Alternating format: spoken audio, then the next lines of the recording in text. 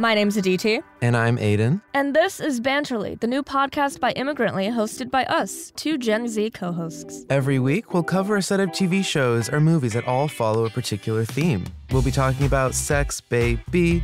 And also race. Gender. Representation in media, or the lack of representation. We'll, of course, be talking about Miss Taylor Swift. Ice Spice. What's trending on the TikTok. And we'll give our hot takes while unpacking the exciting and problematic elements of pop culture. It's TV, it's movie, it's that celebrity gossip that's been going on. It's everything that a lot of our generation likes to hear about. And so it's just a space to have discussions that connect those fun things to like real world issues and cultural commentary on how our generation eats, sleeps, breathes, drinks, and... Dare I say, banters? I like what you did there. Thank Weaving you. it in. There I you like go. that. Little something we'll do here on Banterly. Join us every Wednesday for pop culture takes, media critiques, and ultimately, and also most importantly, banter. Banterly, available wherever you get your podcasts starting January 10th.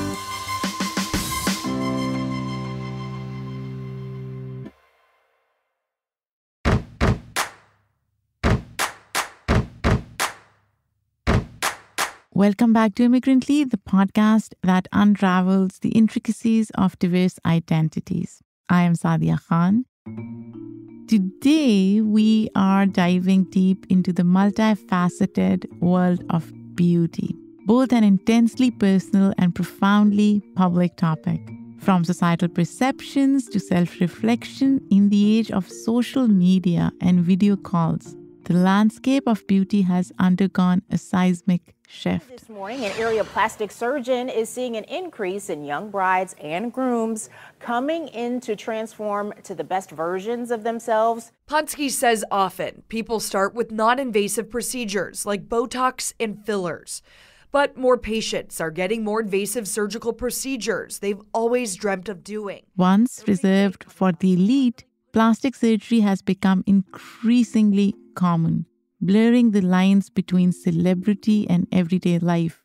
According to recent data from the American Society of Plastic Surgeons, there were 26.2 million surgical and minimally invasive cosmetic and reconstructive procedures performed in the United States in 2022. Can you believe it? More specifically, there's been a 19% increase in cosmetic surgery procedures since 2019.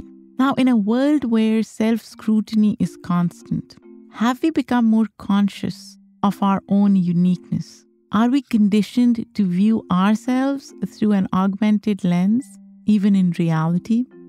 Today, we'll unpack these questions and try to gain insights into the complex interplay of beauty, technology, and societal norms.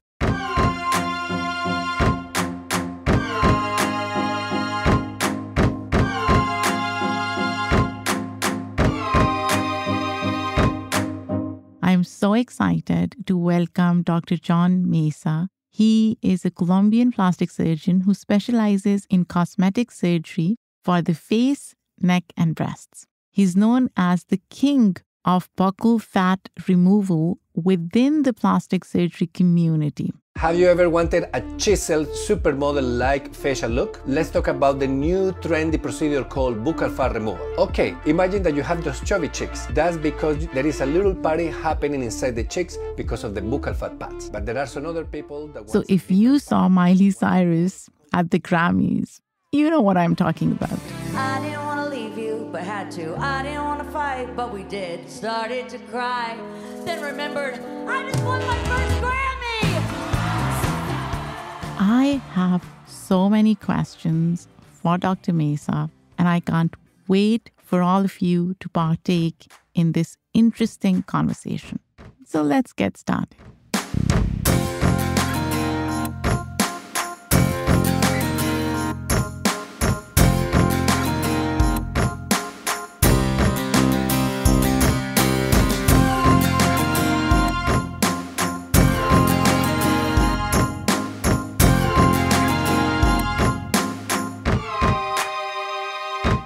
Welcome to Immigrantly. I was expecting you in the studio today. I'm sorry, I misread the email because usually on Tuesdays I'm seeing patients all day. It's impossible for me even to eat lunch. I was almost freaked out when Jamie, who is your assistant, I believe, reached out and said that you won't be in New York today. And I was like, oh no, I am already at the studio. But everything is fine. We are having this conversation. Yeah, no, I apologize because I have 3 offices and today I have to be in the New Jersey office in New York. I am not going to lie to you. I was a bit nervous about seeing you in person. I mean, you're a plastic surgeon, and it made me a bit conscious. I was like, oh my gosh, I'm going to sit across from a plastic surgeon. Does that happen to you often? Do people get conscious around you? I mean, some people, feel conscious or intimidated, but I mean, there is nothing to worry about me. And I try to make the people feel happy with themselves. So after 1 or 2 minutes, people realize, no, there is nothing to worry about. Can I call you John? Yes, please call me John. Yes, correct. John, you grew up in Colombia. Let's go back to your childhood. Mm-hmm. What was it like growing up there? I mean, I lived in Colombia. I mean, I was from a kind of low middle class family. I mean, we had limited resources. I mean, at some point when I was about 7 or 8 years old, my family moved to Venezuela because of the economical boom at that time. That was the oil boom in Venezuela. So my father found a job there. And then when I finished high school, I wanted to go to med school, but there were only 2 options. One, the private school where you needed to pay like a college kind of tuition, which was very expensive, or the free university, which was right on my alley. But the problem is that in order to be there, you need to survive. So my family couldn't support me, and I tried to find a job at the same time in Venezuela while going to med school, and it was impossible because everybody was looking for a full-time. So I decided to go back to Colombia. And the reason is, one, because there was a free university. That is the one that I attended. And secondly, my uncle owned a store, and I was able to work evenings and weekends there. So they accommodate the schedule to me. So I was able to do med school at the same time that I was working. And that's why I was able to provide for myself and graduate from med school. So you finished your med school in Colombia. Correct. And then you moved to the US. When did you decide to make that move? When you are in med school, you realize that you cannot be a regular MD because nowadays everybody looks into specialization. So you need to do a residency. In my country, you go to the private school where you pay for the residency, or you go to the free one.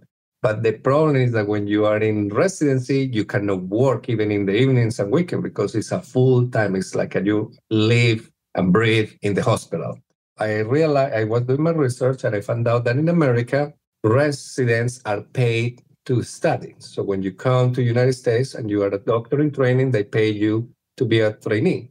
So I said, okay, America is the way to go. So in my university, there was a scholarship to do the last year of medical school at either at Harvard or at Yale. And then I said, okay, that's my ticket to America. So for doing that, I needed to apply for the scholarship. It was very competitive because they only give it to the 2 best students in the entire university per year. So I had to work my way to learn English. I had to do a lot of research. And then I needed to be one of the top in the class. So I got my ticket and I went to Harvard. Why plastic surgery? The reason plastic surgery is because I am a frustrated architect. I wanted initially to be an architect. But when I finished high school, my cousin, who was an architect, and her husband, who was also an architect, they went into bankruptcy. Because in the 90s, architecture was not a good career to make a living. So I was like, I'm not going to study something that is not going to give me a job. I need a paycheck. So then I was thinking, what is the next thing that I like? And the next thing was biology. By default, that ended up being medicine. So when I was in my last year of medicine, I started to look what specialty to do. I thought about cardiology. I thought about ophthalmology, dermatology, anything in medicine. And when I did my plastic surgery rotation, I realized that plastic surgeons are like architects of the body. So I was like, this is a win-win situation. And that's why I became a plastic surgeon. Talk some more about that.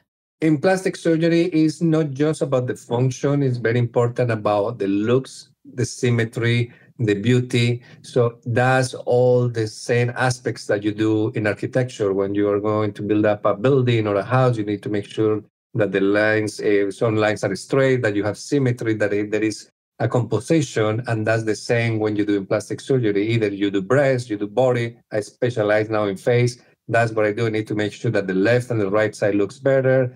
And that's basically building up the face with architectural standards. John, talk to me about beauty, because a lot of times we center all these procedures around the concept of beauty. And it's different for different people. It's different in different places, cultures. Can you define what beauty means to you? Beauty to me means something that is attractive, that the person itself finds attractive to him or herself and other people finds attractive. But it's a relative concept. And I see it especially in America, because America, especially New York or New Jersey or in Miami where I work, is a multicultural environment. So I see people from Asia, I see Latinos, I see whites. Everybody has a completely different definition of beauty. And that's why you need to adapt to those cultures and to those standards to kind of define what is beauty. For example, something that is very common, Asians versus Caucasians. In the Asian cultures, beautiful women are considered women that have a very thin, V-shaped, narrow lower face. While in the Caucasian world, now what is considered beauty is a more square, chiseled, more masculine, square jaw look. You grew up in Colombia, right? How did you visualize beauty there? And how has that perception changed for you over the years? Something that has kept on me is the principle of natural beauty. Because you see, nowadays in plastic surgery, there is a trend of overdoing things, things that are very grotesque, like a big lips, big cheeks, like a big boobs, big butt. No, when I was in Colombia, especially women in Colombia, are very, very into beauty and plastic surgery, but the standards over there makes the people look very well without looking overdone. And that's something that I have brought to America, because people look on me as the surgeon is going to make them look beautiful, but natural at the same time. They know that with me, they're not going to get something overdone because it's not natural. That's, I think, what the inheritance or like the background of Colombia stays with me here in America.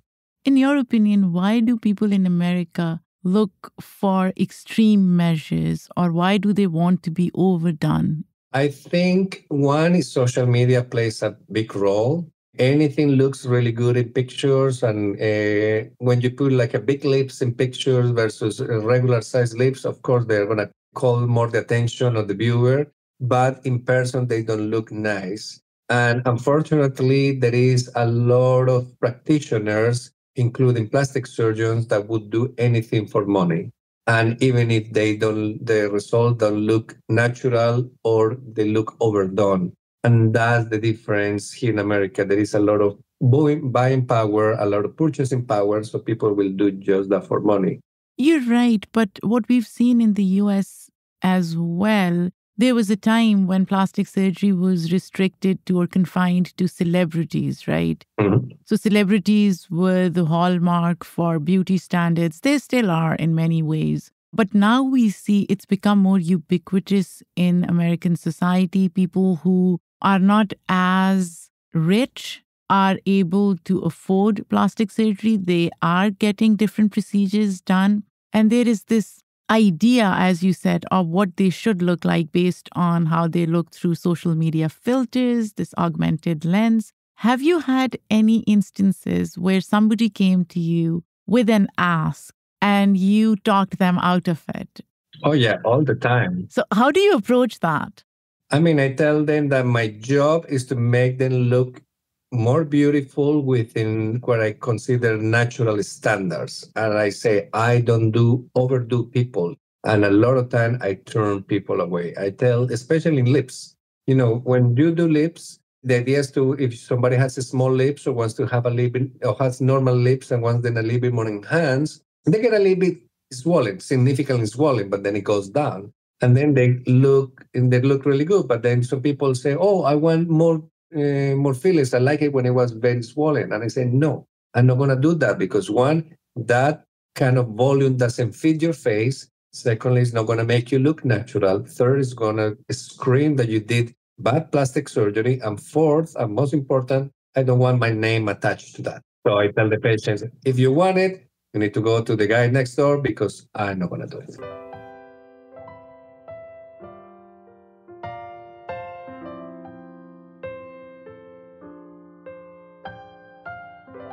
John, what impact do you think COVID and age of Zooms had on the increase of facial and body enhancements in our society? Because to me, it seems like because of Zoom and remote conversations, meetings, you and I are having this conversation remotely as well. People tend to see themselves a lot more. That webcam sure can be unflattering. And that angle. I would see myself, I'm like, those lips aren't that cute. There is this narcissistic element that has almost crept up on people, and they are so used to seeing themselves through this particular lens. They can point out to their facial uniqueness. I wouldn't call it imperfections because a lot of people may see that as imperfections. How do you see that shift happening since 2020? Yeah, I think the pandemic, especially the Zoom effect, has affected the way that people see themselves and has had a big impact in plastic surgery. Why? Because now you get to see things that were present before there, but you didn't get to see them because you had like a random picture, a random Instagram picture here and there. But right now, people see themselves in the camera all the time. And also, if you're using a laptop, that the way that the angle of the camera looks at you is one of the angles that makes you look the worst. So people has become more aware. And additionally, we live in a society that is very social media driven and very celebrity driven. So everybody wants to look like a celebrity. Why? Because it pleases them. They make them feel more confident. Make them feel like a more empowered to achieve their goals. And when they see in the camera that they are far away from that reality, right now, people have been realizing through social media and through the internet that you can literally look like a celebrity with plastic surgery procedures. So in the past, for example, I do a procedure that is very common, buccal fat removal. Who knew about that? Only celebrities. Only people in Hollywood, people in TV knew about that procedure. You got a little bit famous, the first thing that you needed to do is to buccal fat removal. Nobody talk about that. What is that? The buccal fat removal is a plastic surgery procedure that removes the fullness of the lower anterior cheeks and decreases the chubbiness, and it makes you look more chiseled. I don't know if you saw the Grammys a couple of weeks ago and you saw the performance of Miley Cyrus. And in the Grammys, she looked very chiseled like a supermodel. That's the result of buccal fat removal. So now people that is not in the celebrity world knows that you can achieve that look with plastic surgery. So now, because it became more common knowledge rather than a knowledge that was only excluded to the celebrities, people will say, okay, and now I can look like a celebrity. Let me do plastic surgery to achieve that goal. I wonder how much these procedures age well. Something that people do earlier in life, again, removing fat, as you said, how would that impact how they look, say, later in life? Do you have those conversations with your patients as to what impact it would have, say, in the next 10, 20 years on their face? You need to make sure that the patient is going to look always good now and in the future. And for example, in the case of buccal fat removal, I tell the key important thing is to have cheekbones, because high cheekbones is what maintains your face in a youthful appearance.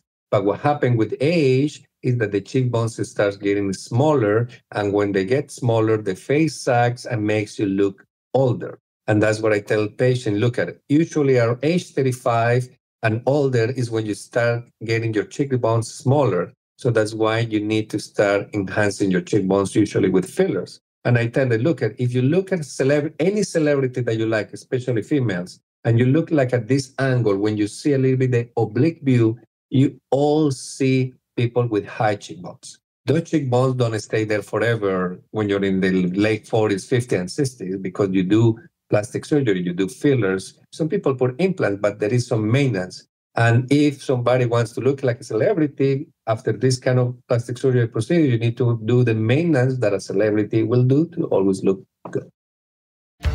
It's 2011 and the Arab Spring is raging. A lesbian activist in Syria starts a blog.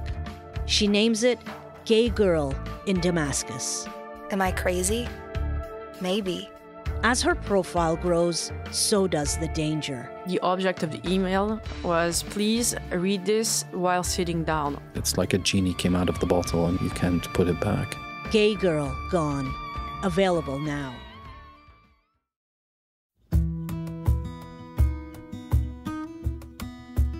You know what's fascinating to me is all of us have become so enamored by this idea of what we see on TV. Do you think we are losing our uniqueness? Because every human comes with unique features, and I am not against enhancements. I believe in looking your best at whatever age you are. I really, truly believe in that. I see so many people on TV looking the same to me, whether it's their lips, their cheekbones, their face overall. Don't you think that's taking away from the way humans are created? I mean, I don't think that that's is a problem strictly because of plastic surgery, but it's more like social dynamics. And it's because the social dynamics are very complex. And when you're among people, you want to feel included. You want to kind of follow kind of the trend of everything. You see, right now we are in the trend of plastic surgery. Everybody wants to look the same. But if we look in the early 2000s or in the 90s, plastic surgery wasn't a big thing. But what was the thing? It was clothes. So they were, remember, in the 70s, everybody looked like a hippie. Everybody dressed like a hippie. Then in the 90s, there was, I don't know, in Spanish called bota campana, when you have the jeans that they had the lower part was very, very wide. Everybody had the same. Nowadays, everybody wants to go blonde. So everybody is blonde. An example of how social dynamics work, like Kylie Jenner. There was an Instagram picture that she put her nails yellow. And then one of the Kardashian put it, and next week, everybody had that because everybody wanted to look the same. So it's not just the problem of plastic surgery, it's like the society. They want to be similar. And now we are in the age that is not just the clothing or the hairstyle. Now it's about the looks of your face and your body through plastic surgery.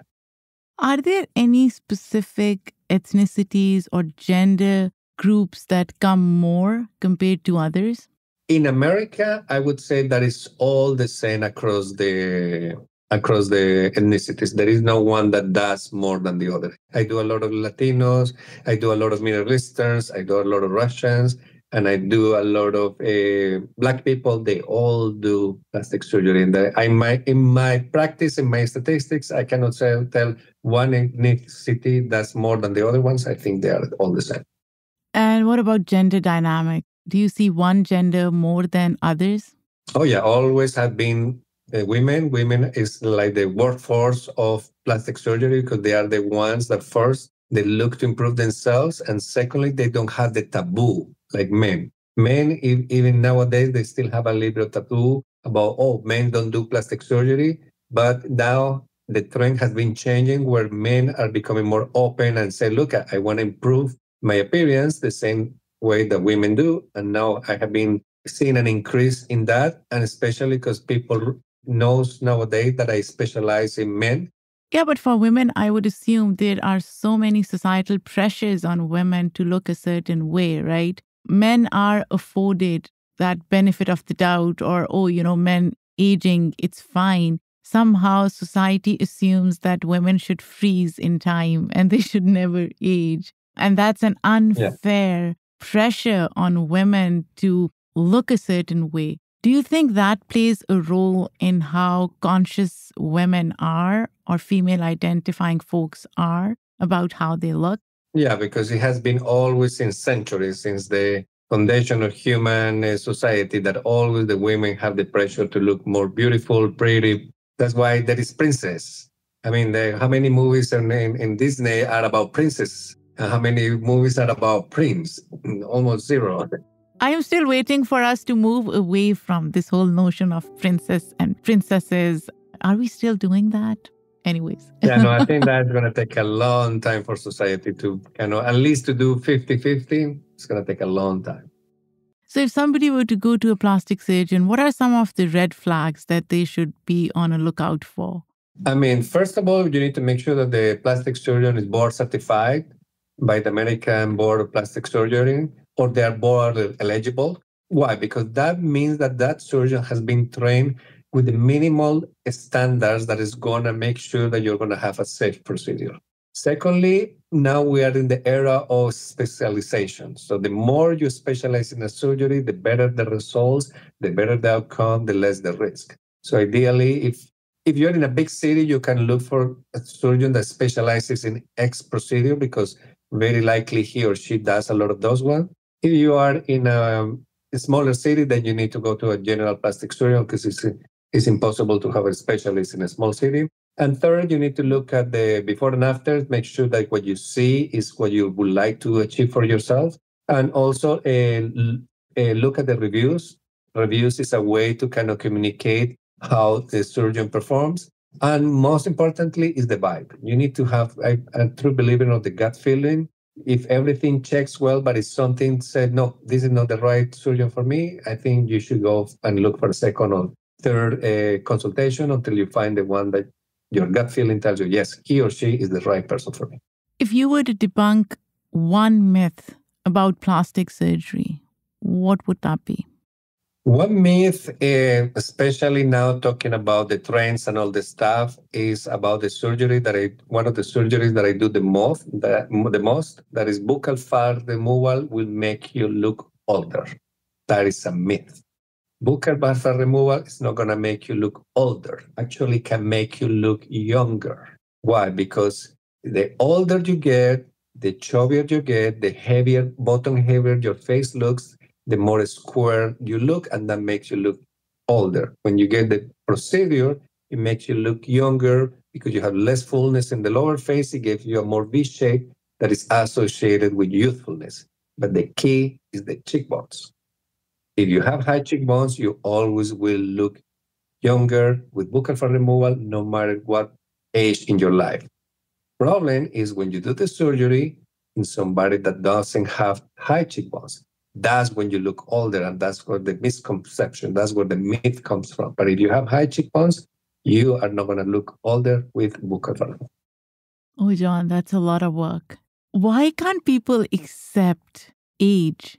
Again, I'm not saying that you should not look good at that particular age. That is important. Why don't we say things like, looking good at a certain age rather than looking younger? I think and I'm living in myself, is because your body ages faster than your mind. And there is a disconnection. And you always want to be in sync with the way that you feel inside. I see by myself, I'm in my late 40s, and I see that some parts of my face are getting older than I feel. I feel like early 30s. For me, that's my point of view. When you are not in sync, your facial and body structure doesn't sync chronologically with the age that you feel, that's when you look plastic surgery.